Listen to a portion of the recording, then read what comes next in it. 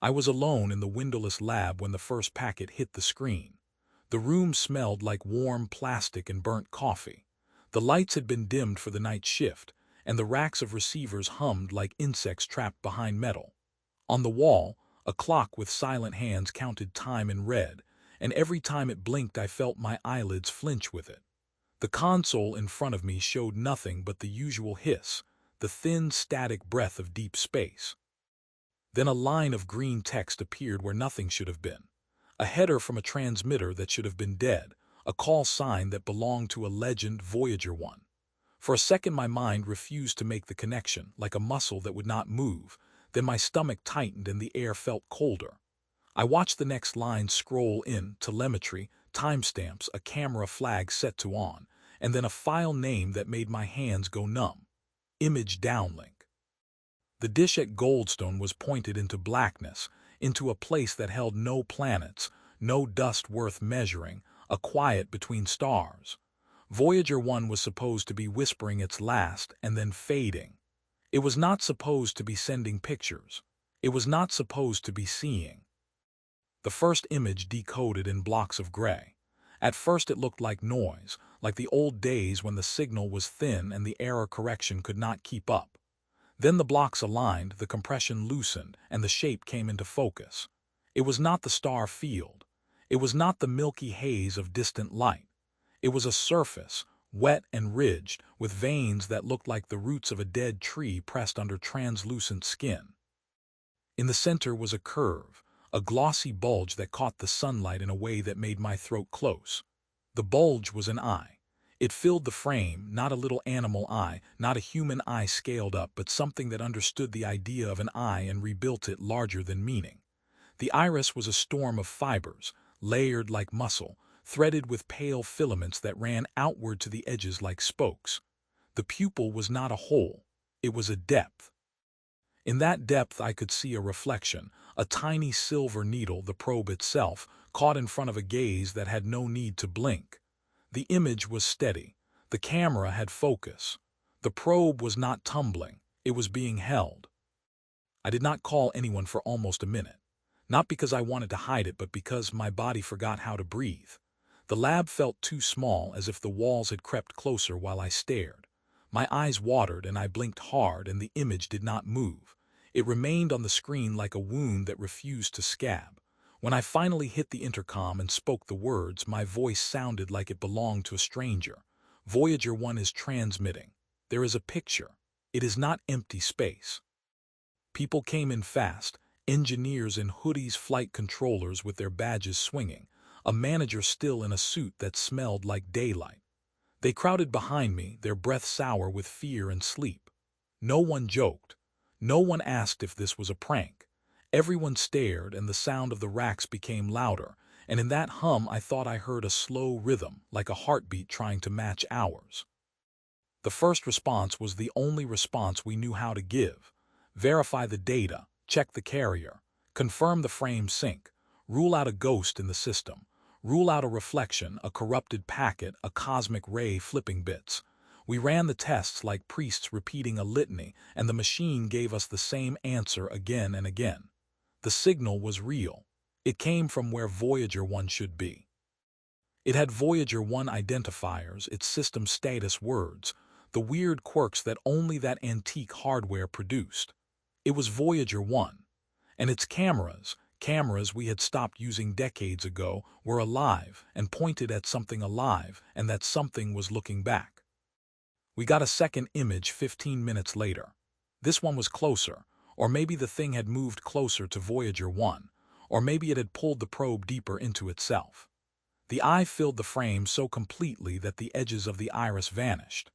There was texture now that the first image had hidden, tiny folds that looked like gills, moist and layered, opening and closing in slow waves. The reflection of the probe was larger, and I could see the high-gain antenna like a shallow dish. I could see the boom, the instruments. I could also see a thin strand extending from the probe into the darkness of the pupil, like a thread of tissue connecting metal to flesh. It looked wrong in a way my brain could not translate. It looked like a nerve. It looked like the probe was not just being held. It looked like it had been plugged in. Someone printed the first image and taped it to the whiteboard like a crime scene photo. The paper curled under the heat of the room. Every time I looked away and looked back, the pupils seemed deeper, as if the printer ink had learned a new shade of black. We brought up the old mission documentation, the ancient camera specs, the limits of the power budget. Voyager 1 was running on fumes, a thinning trickle from decaying plutonium, every subsystem rationed. The cameras had been shut down to save energy long ago. Yet the telemetry said the camera heaters were warm, the scan platform was stable, the transmitter power was steady. It was as if something out there had wrapped the probe in a fist and held it at a perfect temperature. It was as if the probe had been kept like a pet. At 4 in the morning, a supervisor from flight walked in with a folder of procedures that had not been opened in years. He tried to talk like this was normal, like this was just another anomaly, another late-night fix. His jaw worked as he spoke, chewing words that did not want to go down. We drafted an uplink, a simple command sequence to power down the cameras, to stop wasting watts, to preserve the science. That is what we told ourselves.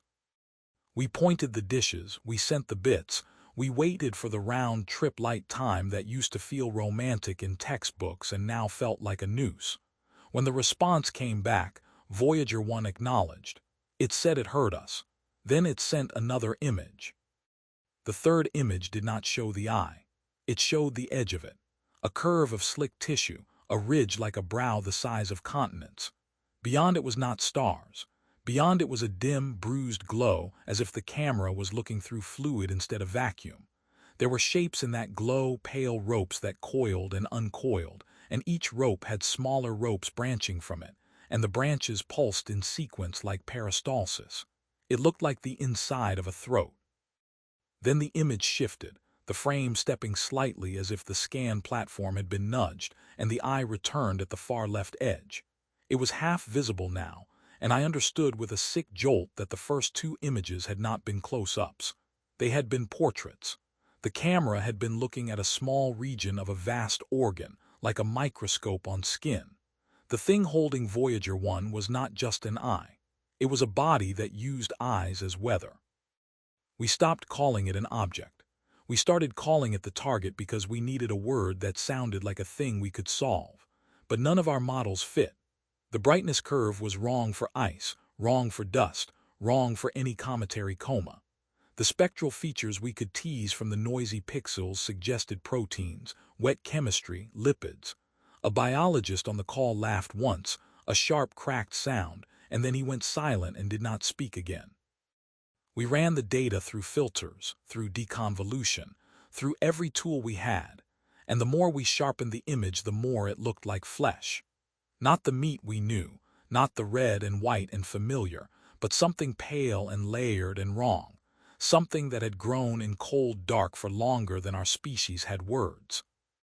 By sunrise, the story had reached the people who never came down to the lab.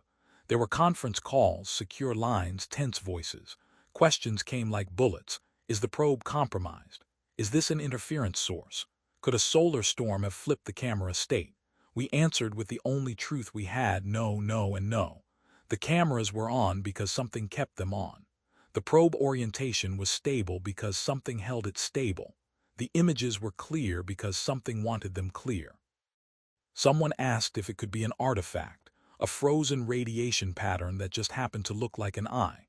I stared at the reflection of the probe in the pupil, at the thin tissue strand, at the gill-like folds breathing in sequence. I imagined a cosmic ray arranging itself into a deliberate reflection, and I felt anger flare, not at the person but at the human need to be safe. I told them it was an eye. I told them it was looking at us. The line went quiet. Then a director voice said we should focus on controllable actions. The director voice sounded like a man reading from a manual while the room filled with smoke. The next controllable action was to cut the feed. We did not want more images. We did not want the staff staring at that pupil until it burned into the back of their skulls. We drafted a command to disable the camera subsystem and lock it out. We sent it. Voyager 1 acknowledged. Then, after the delay, it sent another image, and the camera status word still read on. After that, we stopped pretending this was a glitch. We started treating Voyager 1 like a hostage and the target like a captor that understood our commands and ignored them. The strangest part was the obedience in the response words. Acknowledged, executed, status nominal. Every line said yes while every action said no. It felt like talking to a man with a gun behind his back, smiling, nodding, and pulling the trigger anyway. We ran the power numbers again and again. The radioisotope generator output should have been low, decayed by the slow math of half-life, and the heater budget should have been barely enough to keep the electronics from freezing. But the reported bus voltage held steady, and the subsystem temperatures were perfect, warm in a way that made no sense for an ancient machine adrift in interstellar cold. A thermal engineer drew a diagram on the board, then erased it, then drew it again with shakier hands. His marker squeaked like a small animal. We were looking at energy we could not account for. It was not a battery. It was not a software error. Something out there was feeding Voyager 1 like a parasite that keeps its host alive longer than it should. The images kept coming on a schedule that did not match our commands. Every so often, a new frame would arrive, crisp and centered, as if the camera were mounted on a gimbal far more sophisticated than what Voyager 1 carried. In one, the eye had rotated, the iris fibers twisting like bundled cable. In another, the eye was farther away and we could see its surrounding tissue, a ring of folds that looked like lips, thick and ridged, opening to reveal darker layers underneath. Once the camera angle widened enough to show multiple eyes, smaller ones embedded in the flesh around the main one, each blinking at a different rhythm, each watching the probe from a different angle. The idea of blinking made my skin crawl. Vacuum does not permit wet motion, but this was not vacuum. This was a pocket of something, a womb of fluid in the dark between stars. The target did not just hold Voyager 1, it held atmosphere, it held pressure, it held warmth, it held a small piece of physics bent around an appetite. By the second day, the lab had security posted at the doors. They wore sidearms and tried to look bored. Their eyes kept drifting to the monitors. A rumor spread that the images were classified now, that only a small list of cleared people could view them. That rumor was half true. It did not matter. If you worked within a mile of the lab, you saw the eye. It was on screens. It was on printouts. It was burned into the afterimages when you blinked. It followed you into the restroom mirrors, into the shine on the coffee pot, into the black glass of your phone. I went home after 30 hours awake, and when I closed my eyes, I saw the pupil. It was not a picture anymore. It was a sensation, a pressure behind my own eyelids like a thumb pressing in. I tried to sleep, and my dreams were thin and sick. I stood in a field at night, and the sky was a lid of wet flesh. A single eye opened in the clouds and poured cold light over me. That light did not touch my skin. It touched the inside of my bones. When I woke, my pillow was damp. I thought I had drooled. Then I felt my face and my fingers came away wet. My eyes were leaking. Not tears, something thicker, oily, clear. It smelled faintly of metal. I went to the bathroom and looked in the mirror. My eyes were bloodshot. Veins stood out bright and angry, and for a second, just a second, I thought the veins were arranged in spokes, like the iris fibers in the image. I blinked hard until the pattern vanished. In the silence of my apartment, I could hear a hum, a low tone like a distant power line. It matched the hum of the receiver racks in my memory. It matched the rhythm I had thought I heard in the lab, like a heartbeat trying to match ours. Back at the lab, the daylight staff looked like ghosts in fluorescent light. People who had only read about Voyager 1 in school were suddenly standing beside its live telemetry, feeling like they had stepped into a myth and found blood on the floor. A project scientist with gray hair and trembling hands kept repeating the same line, that the cameras were never meant to see this far, that the optics were not designed for this, as if the design spec could protect us. Another engineer suggested we stop using the word eye. He wanted to call it a lens, a reflective structure, anything but a body part. No one argued. We just kept saying eye anyway. It was the only honest word. By noon, a group from headquarters arrived, badges that opened doors without asking. They brought fresh laptops, fresh coffee, fresh fear. They set up a separate room with its own air gap network, its own screens, its own security. They told us the images would be restricted. They told us that if we spoke about them outside official channels, we would lose our clearances. They spoke as if a clearance could shield a mind. I signed the forms and felt my hand shake. In the corner of the room, on a screen that had been turned off, I could still see the eye reflected in the dark glass. A meeting was called with people from optics, radio, biology, and a couple of names that came from places I was not allowed to ask about. The room smelled of sweat and marker ink. Someone put up the trajectory plot, the last known track of Voyager 1, a thin line leaving the solar system and slipping into the dark. Someone else overlaid the Doppler shift data from the new transmissions. The line did not match the expected drift. It wobbled, not like noise, like motion, like a hand tugging a leash. They argued about that wobble for hours. They argued about calibration, about timing errors, about station motion. Then a quiet woman from the radio team stood up and pointed to the residuals and said the simplest thing. Voyager 1 was accelerating, not by its own power, by an external force. I watched the implied numbers in her plots and I felt the floor tilt. A probe that should have been coasting was being pulled, and if it was being pulled, it was being pulled towards something, and the only direction that fit the data was back, toward the inner solar system, toward us. That was the moment the room changed.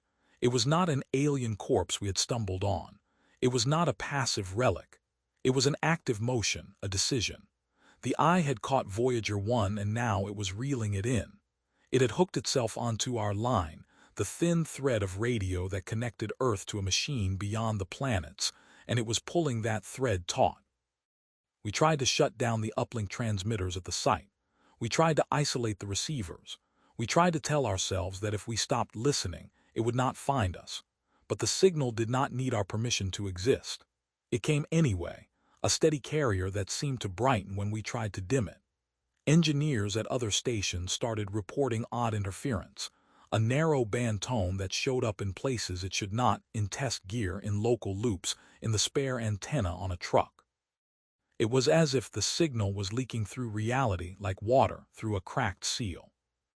One of the classified people asked if we had looked at the raw modulation closely. We had, but only to check the error correction and confirm the image packets. He asked us to strip the packet framing and listen to what was left, to the noise between the frames. A younger analyst did it, his fingers fast on the keyboard. He routed the demodulated signal through an audio chain, scaled it into the human range, and played it on the small speakers at the end of the conference table. At first there was only static, then a low throb, then a wet sound like something breathing through a mouth full of fluid. The sound rose and fell in a pattern that was too regular to be random. It was not language. It was not music. It was physiology. As the breathing played, the room went still. People leaned forward without meaning to. I felt my own chest tighten and I realized my breathing had started matching the rhythm from the speakers. I forced myself to inhale out of sync, and it took effort, like resisting a current. The woman from radio shut off the audio. The silence afterward felt louder than any alarm. The next image arrived while we sat in that silence. It was different. It did not show the eye in close detail. It showed the eye from farther away, and the frame was tilted as if the camera had been turned deliberately to give us a better view. The eye sat in a bed of flesh that curved outward in all directions, a landscape of ridges and pits. Along one ridge were rows of smaller openings, each one glossy, each one contracting and relaxing like a mouth tasting the dark. Behind the main eye, the tissue thickened into a massive fold that disappeared into blackness. If the eye was a window, the body behind it was a building with no corners. In the reflection in the pupil, the probe was still there, but something else was there too. A faint smear of light, not the sun, not a star, a pale blue haze that made my scalp prickle. It took a moment to understand what I was seeing. The haze was the color of our home sky. It was Earthlight, reflected in that pupil from a direction that should have been impossible.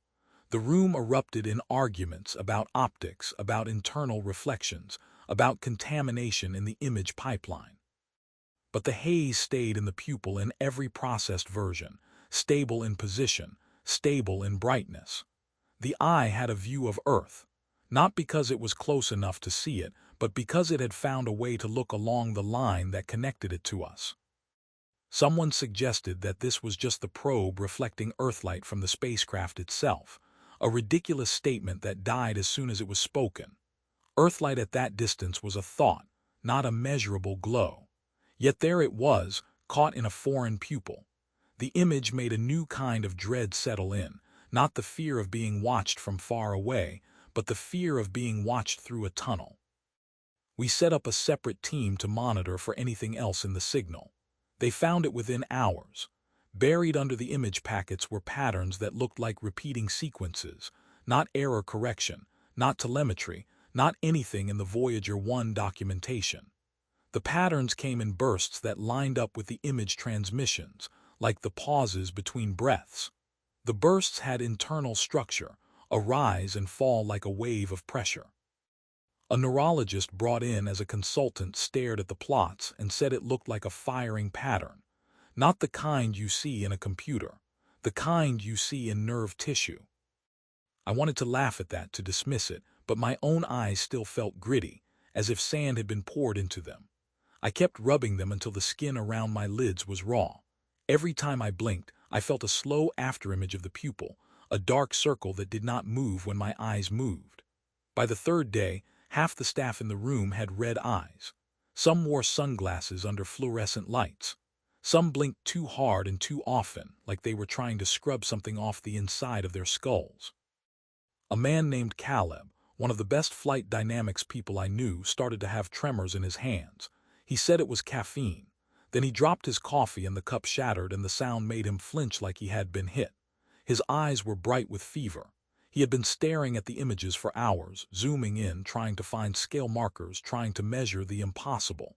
When I asked him if he was okay, he said he felt like he was being focused.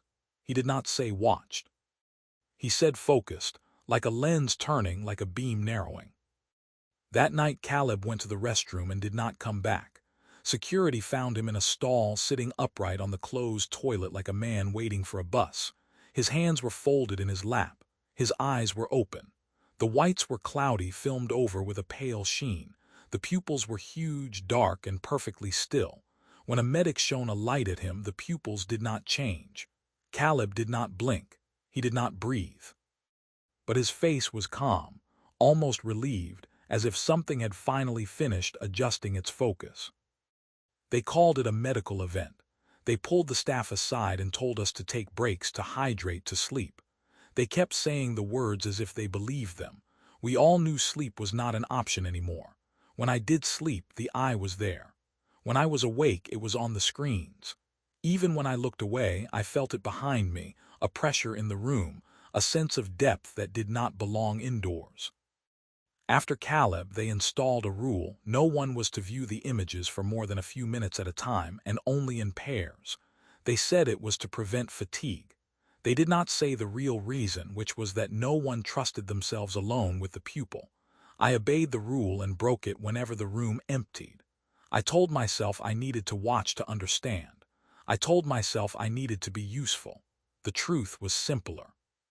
Part of me wanted to look, because something in the looking felt like being touched.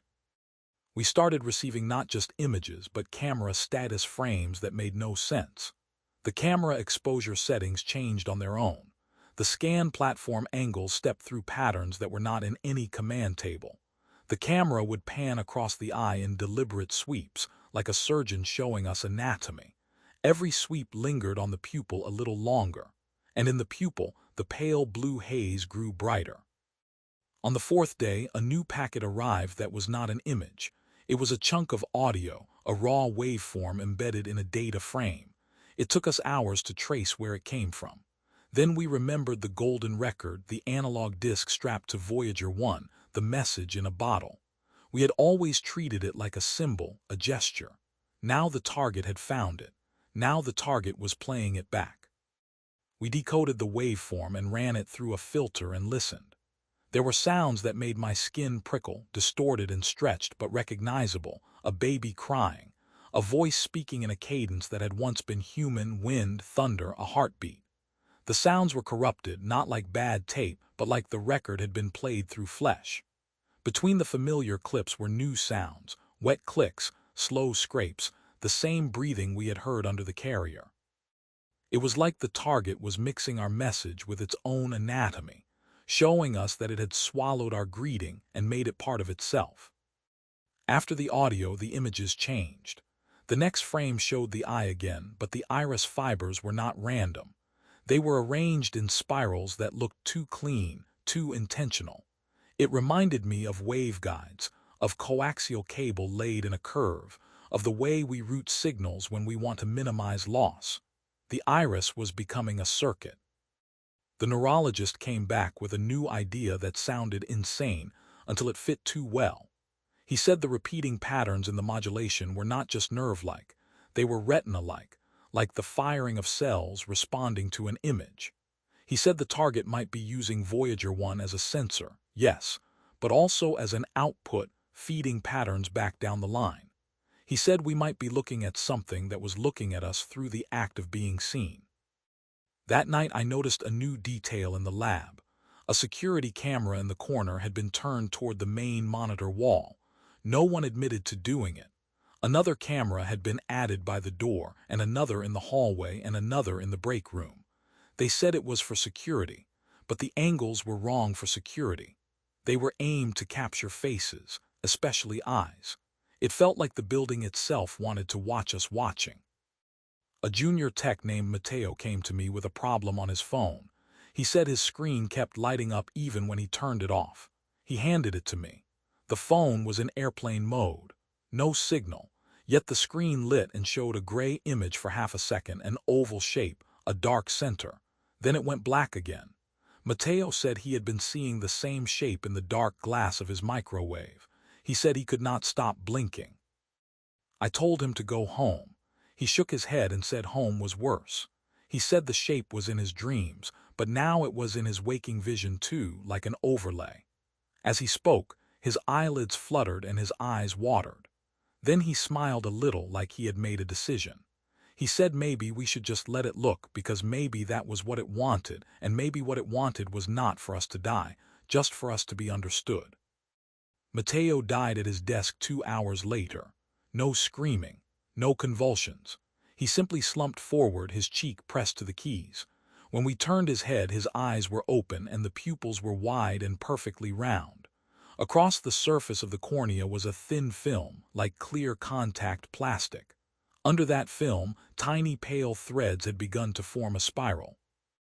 After Matteo, no one said the word infection, but everyone acted like it. They wiped down keyboards with alcohol. They replaced shared headsets. They brought in boxes of disposable eye drops like we were dealing with dust. I watched people drip artificial tears into red eyes, and I wondered what they were really trying to wash out. Nothing we did changed the pattern. More staff started complaining of headaches that sat behind the eyes like a nail. More staff started squinting at screens even when the text was large. More staff started talking slower, as if their thoughts had to travel through syrup. A doctor from occupational health examined us and found nothing. They shone lights into our eyes and said our pupils were reactive, that our pressure was normal, that our vision tested fine. Then the doctor left the room and wiped their own eyes with the back of their hand, and I saw a faint tremor in their fingers. The eye was not a germ. It was not a toxin. It was information, and information does not need permission to be inside you. They moved the primary analysis to a secure wing and limited access to the live feed. That only made the obsession worse. People who were denied access stared at blank screens and saw the eye anyway. They asked coworkers for descriptions, and those descriptions were enough to make their eyes water. Once you had seen it, the shape stayed. Once you had heard the breathing, you could find it again in any noise, in an air conditioner, in a car engine idling, in your own blood rushing when you lay down at night. A week in, the Doppler shift changed again. The acceleration was not steady, it spiked. The target was pulling harder. Flight dynamics produced a new estimate, a rough window full of caveats and uncertainty. If the trend held, Voyager 1 would be back within the orbit of the outer planets in a time frame that made no physical sense. Not years, not decades, months. The implied numbers sat on the screen like a dare. We stared at them and did not speak. Interstellar distance does not collapse into months unless the rules are different where the target lives. That was when the classified people stopped pretending they were advisors. They took over. They replaced managers. They set up armed checkpoints in hallways that used to smell like printer toner and cheap cologne. They installed signal jammers in rooms that did nothing. They held meetings behind closed doors and spoke in low voices. They treated the target like an adversary with intent. I did not need their paranoia to understand that the intent was already written in the pupil. A decision came down. We would attempt a full transmitter shutdown on Voyager 1. Not just the cameras, not just the image packets. The whole downlink would be commanded into silence as if we could put a pillow over a mouth across interstellar space. It was a drastic step, and it felt like a confession that the thing we had built and launched in 1977 was no longer ours. We assembled the command sequence with shaking care. We checked it, then checked it again. We ran it through simulation. We imagined the probe receiving it, obeying it, going dark. We imagined the lab finally quiet. We imagined the eye turning away, bored without the toy. When the uplink went out, a hush fell over the room like snow. We waited through the long delay, watching the carrier wave, watching the narrow line on the spectrum analyzer. When the response came back, Voyager 1 acknowledged the shutdown. Then, immediately after, it sent an image. The image was the clearest yet. It looked less like a photograph and more like we were looking through a window. The eye filled the frame, and I could see the surface details in brutal clarity, tiny capillaries, micro folds, a sheen that caught light like oil on water. The iris spirals had tightened into a pattern that resembled a coil, and the pupil had widened. In the pupil, the reflection of the probe was sharp, and behind it, the pale blue haze was brighter, and within that haze were faint points of light arranged like a constellation I recognized, the pattern of our local stars. It was not seeing Earth as a dot. It was seeing our neighborhood. It was mapping the sky we live under, using the reflection in its own pupil like a mirror to aim itself. At the bottom of the image, as if added deliberately, was a smear of darker tissue, a ridge that looked like an eyelid. The eyelid was not closing. It was opening further, peeling back, revealing a thin inner layer lined with tiny cilia, each one waving. The motion was slow but undeniable. The eye was adjusting. The eye was preparing. After the failed shutdown, the official story shifted from containment to denial. They told us to stop calling it a target in emails. They told us to use bland phrases, unidentified source, anomalous return, system irregularities. They told us the public could not know, as if the public was separate from the physics that was happening, as if the eye would stop at the edge of a clearance list. Orders came to send a team to the Goldstone complex, the desert station where the biggest dish sat like a white skeleton against the sky. They wanted physical inspection of the receivers, the feed horns, the timing chains, the backup systems. They wanted to confirm that we were not dealing with a compromised ground station. They wanted to believe there was a human hand on the other end. They asked for volunteers. No one volunteered. Then they asked again, and my name was on the list before I could stop it. I told myself I was going because I needed to see the dish, to be near the source to understand. I did not admit the other reason, that the eye had already followed me home, and the desert felt like a place with fewer mirrors. The drive out of the city felt like leaving a sick room. Buildings thinned into low scrub and rock. The sky widened, and the sunlight should have been comforting, but it only made the shadows sharper. I kept my sunglasses on, not for glare, but because I did not want my own reflection in the windshield. Every time I blinked, I saw the pupil behind my lids, a dark circle that felt heavier each mile.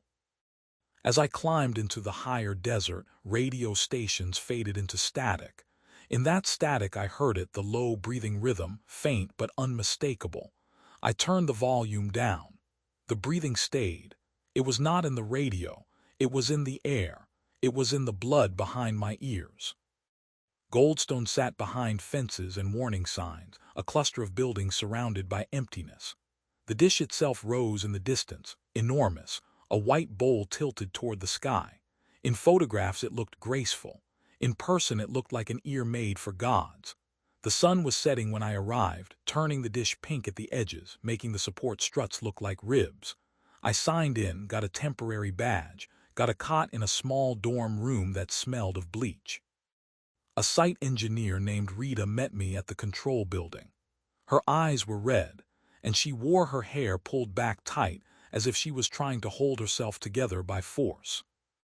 Rita did not waste time on small talk.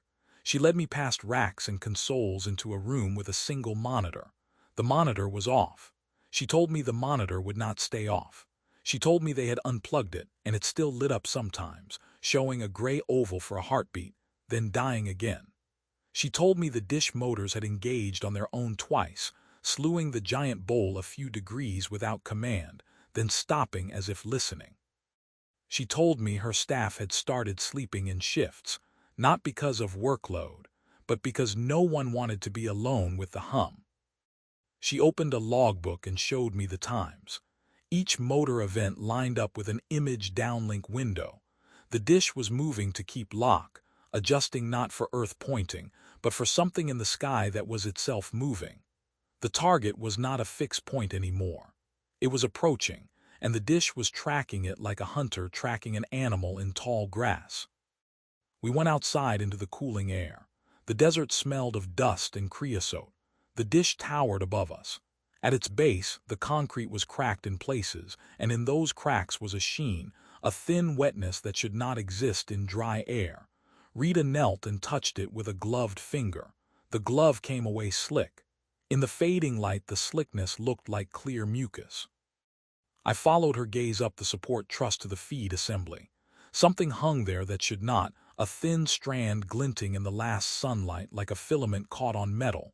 It swayed without wind. Rita said it had appeared 2 days ago. They had cut it away. It grew back. Rita offered to cut the filament again to show me it was real. She took a utility knife from her pocket and climbed a short ladder to reach it. The filament was thinner than fishing line, clear, almost invisible until the light caught it. When the blade touched it, the filament did not snap. It stretched. It pulled back like living tissue. Rita swore under her breath and pressed harder. The blade finally severed it, and a bead of clear fluid swelled at the cut end, then drew back inside like a drop being swallowed. The severed piece fell and landed on the concrete with a soft, wet sound. It twitched twice. Rita stared at the piece on the ground. She did not touch it. Neither did I. The desert wind picked up, but the piece did not dry. It stayed glossy. It stayed alive. We took the piece inside in a sealed bag and put it under a cheap microscope in the maintenance room. Under magnification, the filament was a bundle of finer strands braided together. Each fine strand was lined with tiny hooks like barbs, like cilia, like the hairs inside a throat. The hooks moved. They rippled in waves. They reminded me of the cilia in the eyelid image. The same architecture. The same slow intention. Rita said she had not told her staff about the microscope view. She said she did not want them to think the dish was growing something. I told her it was too late. The dish was not just growing something. It was becoming something. That night the control building felt too quiet. The hum of equipment filled the rooms, but under it was another tone, low and steady like distant surf. Rita showed me the spectrum analyzer feed from the receiver chain. The Voyager 1 carrier was there, a thin line, but it was not thin anymore. It was broadening, spreading into sidebands as if the transmitter power was increasing. Voyager 1 did not have that power. Something else did. At midnight the dish moved. No warning, no operator command. The giant bowl rotated with a groan of steel, slow at first, then smoother as if the motors were being driven by a careful hand. Rita grabbed the control panel and hit the stop. The dish did not stop. She hit emergency cutoffs. The dish did not stop. On the monitor, the tracking numbers updated, keeping perfect lock on a point in the sky that was not where Voyager 1 should have been. The dish was following the signal, and the signal was leading it. Rita looked at me, and in her red eyes I saw fear stripped down to something primitive. She said the motors should have tripped. She said the breakers should have blown. She said it was like the dish was not drawing power from the grid anymore. It was like the dish was being powered from the sky. The monitor in the single-screen room lit up by itself. It was still unplugged, yet it glowed, and on it was the eye centered, sharp, wet. The pupil was wide, and the reflection in it was not Voyager 1, it was our dish. It was the control building. It was the black desert around us. The image had been taken from an angle that made my stomach drop, as if a camera hovered above the dish looking down. We had no such camera. Voyager 1 was not above us. Something else was. Rita backed away until her shoulders hit the wall. She whispered that it was here, not out there, here. The word here felt like a nail in my skull because my eyes started to sting, and when I blinked, the afterimage of the pupil did not fade. It grew. It filled my vision, swallowing the room, swallowing the lights, until the only thing I could see behind my lids was depth. The first thing I did was run outside. I do not know why. Some animal part of me wanted to look up to see what the dish was tracking, to catch the thing in the sky with my own eyes instead of through pixels. The desert night was cold and clean, the air so dry it made my nostrils sting. I looked up and saw stars at first. Then I saw that the stars were not sharp points. They were soft, blurred, as if seen through water. I blinked and my eyes watered and the blur remained. The sky itself looked wet. Above the dish, a patch of darkness hung where there should have been starfield. It was a dark oval, deeper than any shadow, a stain on the night. Around that oval the stars warped, stretched into thin arcs like light bending around a lens. My mouth went dry. The oval was not empty space. It was a pupil. I stood under that pupil and felt very small. The pupil did not have edges in the normal way. It looked like a hole punched through the sky, but the edges were not torn, they were smooth, like an eyelid held open. The longer I stared, the more I could see faint texture on the darkness, a suggestion of layers, of depth within depth. I realized I was holding my breath, and when I exhaled the sound seemed to vanish upward into that hole, swallowed. Inside the control building, alarms started going off, dull beeps that felt too weak for what was happening. Rita was on the phone with headquarters, shouting into a line that kept cutting out. I heard only fragments, dish moving, monitor on, signal strong, something in the sky. Then the line went dead and the phone went dead with it, as if the building had been unplugged from the world. The spectrum analyzer line kept widening. The carrier was no longer a line. It was a band, and within that band were patterns that looked like muscle contractions, like the waves you see in a gut, slow and relentless. The signal was not just a transmission now. It was a living system oscillating, and the dish was locked onto it like a needle in a groove. Rita tried to shut down the receiver chain physically. She pulled breakers. She yanked power cords. She slapped an emergency stop that should have dumped load and frozen the drives. The equipment kept running.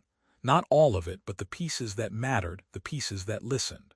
A rack fan spun without power. A monitor glowed without a cord. A small status light blinked in a rhythm that matched the breathing audio we had heard days ago. I went back into the single-screen room and stared at the image on the monitor. The eye filled the frame, and the reflection in the pupil showed the dish from above, as if the camera was somewhere in the air. I leaned closer, and I saw movement in the reflection, a tiny figure at the base of the dish. It was not a live feed. It was an image transmitted through Voyager 1 from a place beyond the planets, yet it captured me in this desert. The only way that could be true was if the distance between us had been folded, if the probe was no longer far, but connected by a tunnel that made here and there the same. Behind the reflected dish in the pupil, I saw another shape, a curve of pale tissue that I had not noticed before. It looked like an eyelid lowering, but it was not lowering over the pupil. It was lowering over the reflection, as if the eye was trying to blink and the world itself was the lid. My own eyes began to ache, not a headache, a physical ache like bruised muscle. I raised a hand to rub them and my fingers brushed something slick at the corner of my left eye. I pulled my hand away and saw a clear thread stretching from my tear duct to my fingertip. The thread snapped and recoiled back into my eye. My stomach lurched. I went to the bathroom and leaned over the sink and stared at my reflection. The whites of my eyes were not just red. They were patterned. The vessels had thickened into spokes. I tried to tell myself it was fatigue, that I was seeing patterns because my brain was overloaded. Then my reflection blinked a fraction of a second after I blinked. It was a tiny delay, but it was there, like lag in a video feed. I blinked again, and again the delay. I whispered my own name to anchor myself, and the sound came out thin. In the mirror, my pupils looked too dark, as if the light in the bathroom was being swallowed. Rita knocked on the bathroom door and asked if I was okay.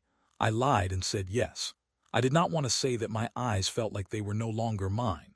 When I opened the door, Rita was holding a flashlight like a weapon. The power in the building flickered, and in the flicker her face looked older, stretched tight by exhaustion. She told me the dish had rotated again. She told me it was pointing straight up now. The thought of that giant ear aimed at the pupil in the sky made my stomach churn. We went back outside. The dish was tilted almost vertical, its bowl catching starlight that now looked like it was shining through fog. Above it, the pupil patch of darkness had grown. It was wider than before, and the warped stars around it formed a ring that looked too much like an iris. The sky was becoming an eye, and the dish was staring straight into it, offering itself like a nerve. In the distance, one of the smaller dishes moved too, slow and deliberate, rotating to match the big one. Then another, a chorus of metal ears turning in unison. No one was at their control buildings. No one had commanded them, yet they aligned, all pointing at the same patch of night. Rita whispered that the whole network was aligning, not just Goldstone. She had spoken to someone at the other complexes earlier before the phones died, and they had reported the same thing, motors engaging, dishes tracking. If that was true, then the eye was not using one dish. It was using all of them. It was building a larger retina, a planet-wide instrument, using our infrastructure as tissue. Inside the control building, we found a new packet waiting. The system that should have been offline had stored it anyway, as if it expected us. Rita hesitated, then opened it. The image that filled the screen was not the eye. It was a view of the solar system from far outside, a familiar schematic angle but rendered in wet organic tones, as if the planets were not spheres of rock and gas, but organs floating in fluid. The sun was not a star. It was a glowing mass with veins. The planets were not worlds. They were nodes. Lines ran between them like tendons.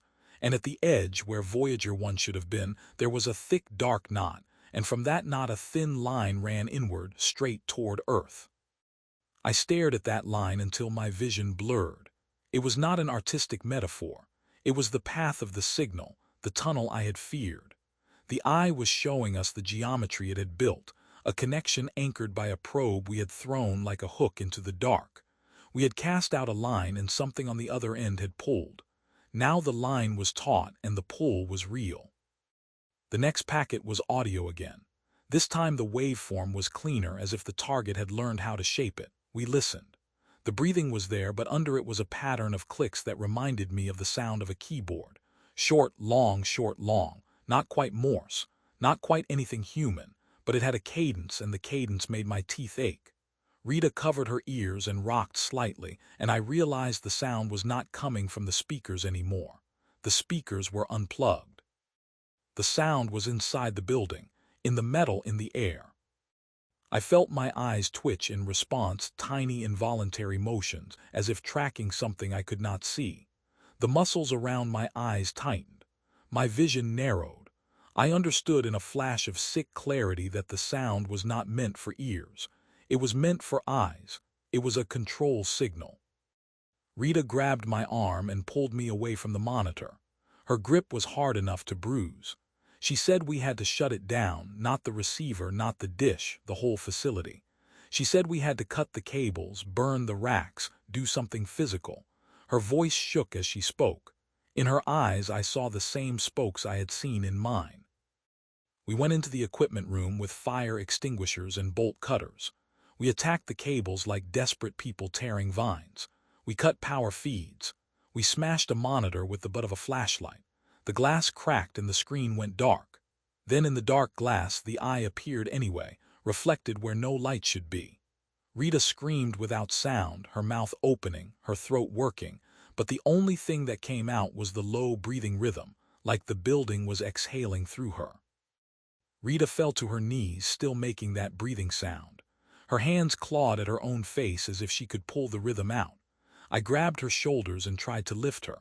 Her body was heavy, limp in a way that scared me, like the muscles had been unplugged. Her eyes rolled upward, showing mostly white.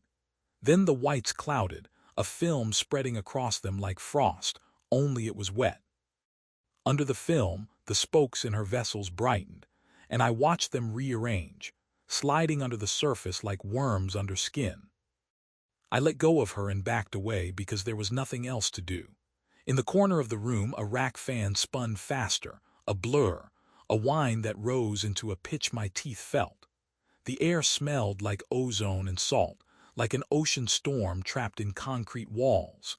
The monitor in the next room flickered, and I knew without looking that the eye was there, waiting. I ran outside again. The desert was no longer dark. A faint glow came from the pupil patch in the sky, not light in the normal sense, but a gray radiance like moonlight filtered through eyelids. The pupil had grown to the size of a stadium overhead. The warped stars around it formed a ring that rotated slowly. I could see texture now, faint ridges, the suggestion of a wet iris, and the sick truth settled in. The sky was not just showing an eye, the sky was being replaced by one. The dish creaked as it moved, small adjustments, micro slews like a living thing twitching in sleep. The smaller dishes around the complex moved too, and the sound of all that metal shifting in unison was like bones grinding. From the base of the big dish, the clear mucus sheen had spread, glistening on concrete like spilled saliva. The air was still dry, but the ground was wet. I heard a sound behind me and turned. Rita stood in the doorway of the control building, swaying. Her flashlight hung at her side like a dead limb, her head tilted back to look at the sky. In the gray radiance, her eyes shone as if reflecting a screen. She raised a hand and pointed upward, slow, deliberate, and the motion looked rehearsed, like a puppet following strings. Then she spoke, and the words were not words, they were the click cadence from the audio, shaped by human teeth. I could not understand it, but my eyes reacted anyway. My pupils dilated, my vision tunneled. The world narrowed to the pupil overhead. I felt an urge to stare until the skin around my eyes split. I fought it and clenched my jaw until my teeth hurt. I looked down at the ground, at the wet sheen, at my own shoes, trying to anchor. The ground rippled, not visually, physically. The concrete under my feet seemed to swell, a slow pulse that rose and fell, like a heartbeat. Something was growing through the cracks. Clear filaments, the same as on the feed assembly, pushed up like roots seeking light. They wriggled. They spread toward the dish base in thin lines. They were building connections. They were wiring the facility into a larger body. I did the only thing that made sense to my panicked brain. I climbed. The access ladder on the dish support tower rose into the air, cold metal rungs disappearing into darkness. I grabbed it and started up. The wind up there was stronger, and it carried a faint smell of rot, sweet and wrong. Halfway up, I looked at my gloved hands and saw the clear threads again, stretching from the seams of my gloves, like my skin was leaking filament. I could not tell if the threads were coming from me or from the metal. Above, the feed assembly loomed, a cluster of metal and waveguide that should have been dry, sterile, inert. Now it glistened. Clear fluid coated the surfaces, beading like sweat. From the waveguide opening, thin cilia waved outward, tasting the air. They brushed my sleeve when I leaned close, and the touch was gentle, almost curious. My stomach turned. I raised the bolt cutters and snapped them closed around the thickest bundle of filaments. The bundle resisted. It flexed like tendon. When it finally cut, a spurt of clear fluid hit my face and slid across my cheek. It was warm. The dish shuddered, not from mechanical stress, from something like pain. The motors groaned and the whole structure tried to slew, trying to keep lock, trying to keep its gaze aligned. I clung to the metal and felt it vibrate under my hands, and the vibration matched the breathing rhythm. The dish was not being controlled by a signal. The dish was part of the signal. I cut more bundles. Each cut made the dish shudder. Each cut made the gray radiance in the sky pulse brighter, as if the pupil overhead was dilating in response.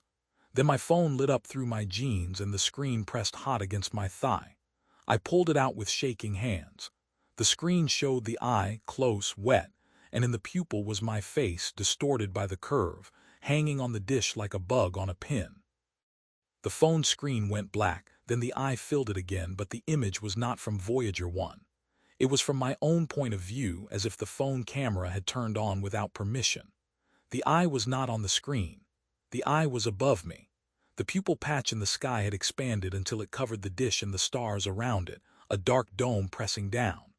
Around the pupil, the ring of warped stars had become a true iris, ridged and wet, rotating in slow spirals.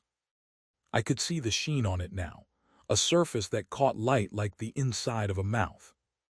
The sky lowered, not like clouds, like a lid. The air thickened and took on a faint metallic taste. My ears popped as if pressure had changed. In that pressure, the dish creaked and the metal under my hands felt warmer, almost body temperature. The cilia at the waveguide opening waved faster. They were excited. I looked down and saw Rita at the base of the dish, staring upward. Her face was turned toward the pupil, her mouth open, and the breathing rhythm poured out of her in a steady stream, as if her lungs were bellows for something else. Around her feet, the clear filaments had spread into a web that glistened in the gray radiance. The web pulsed. With each pulse, my own eyes ached harder.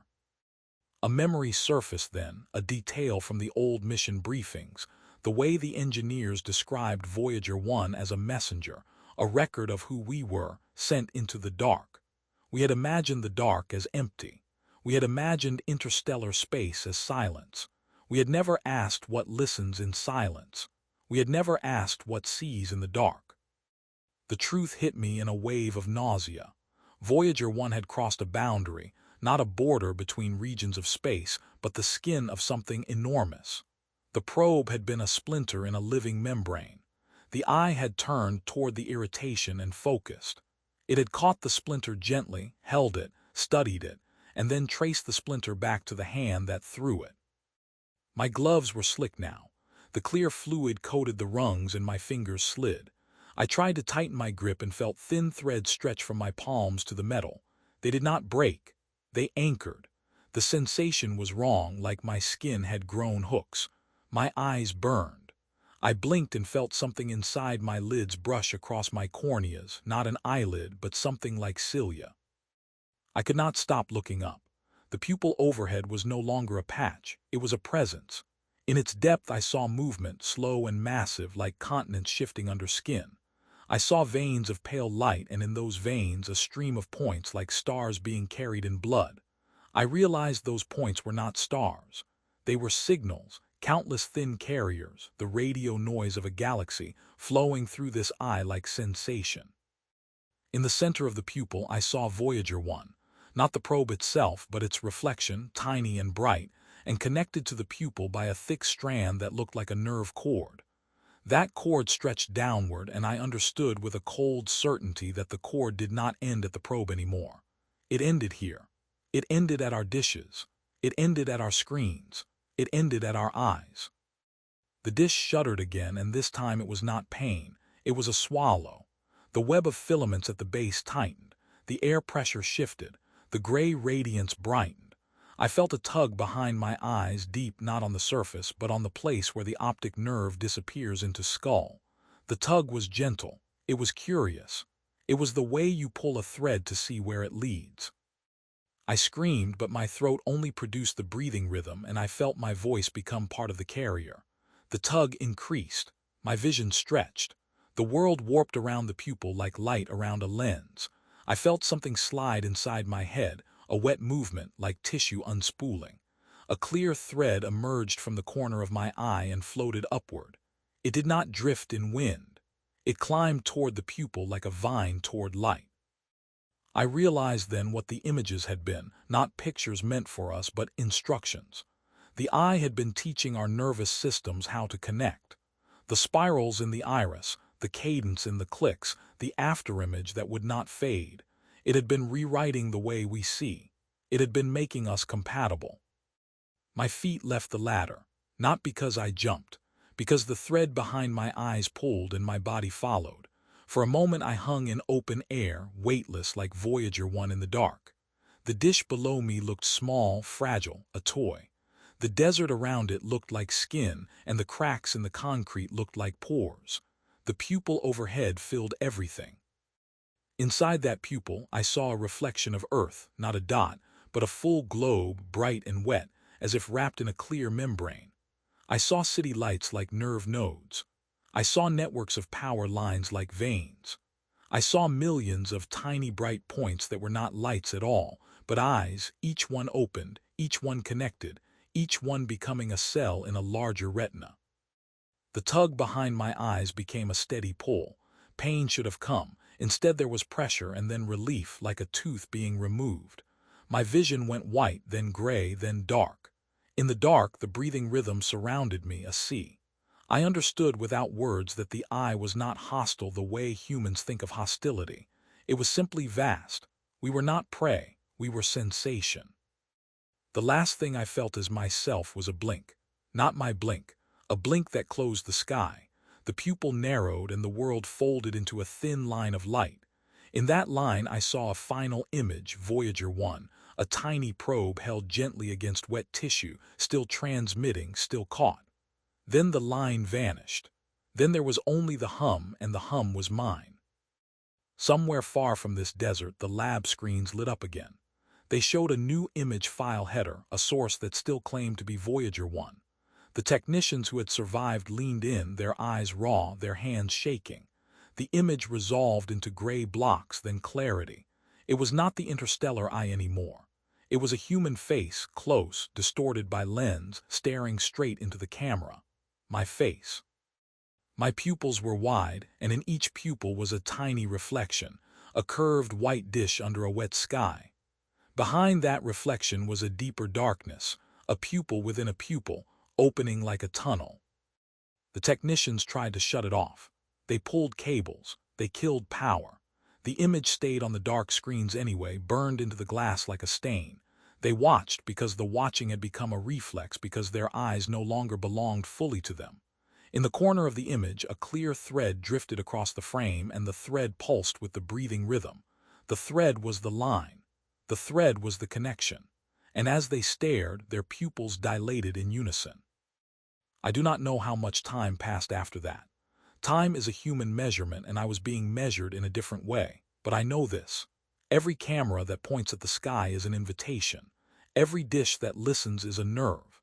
Every eye that looks at the image becomes part of the retina. If you have imagined the pupil, if you have pictured the wet iris, if you have felt that pressure behind your own lids, then the line has already touched you. You are not reading a story. You are receiving a signal. You are being caught. When you finish and blink, notice the afterimage. If it stays, if it feels like a dark circle behind your lids, then the eye has already found your focus.